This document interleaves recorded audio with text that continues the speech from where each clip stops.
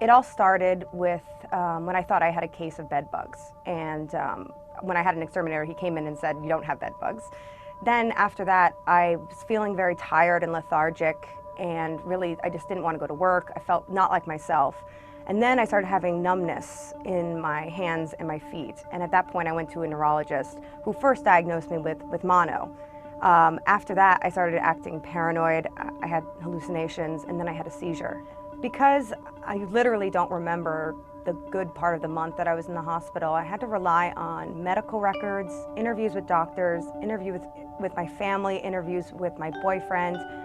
You know, pretty much I had to just recreate that time using the skills as a journalist. There's video that exists of me in the hospital, and when I watch it, it's very much, I'm watching this other Susannah, this other person that is so far divorced from who I am now. I mean, she's frightened, she's angry, she's just terrifying. And in a lot of ways, I've been trying to reconcile who that person was with who I am now, and what part of me is this kind of monstrous person. And through the course of researching this, I've come a little bit closer to understanding that other Susannah, but she's always a stranger. She's someone who I have to dig really deep outside of myself to really understand. I have to ask other people. I have to read pages of medical records to get anywhere close to understanding who that person was. Towards the end, I stopped being paranoid, and I stopped having these unbelievable hallucinations, and I started becoming catatonic.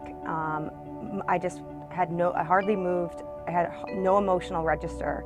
I just kind of stared off into space. I had very rigid movement, and basically now I know, looking back then after my research, that I was heading towards what would most likely have been a coma, and for some people, death.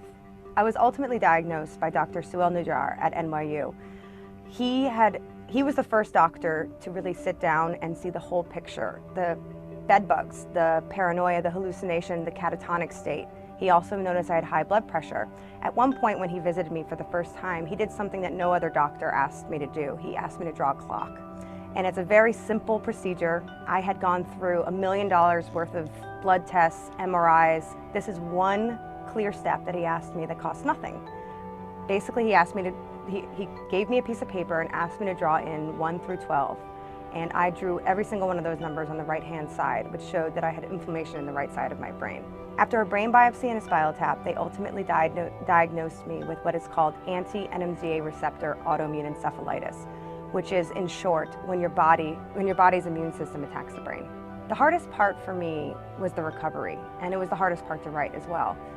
At that point, I had lost my identity, who I was.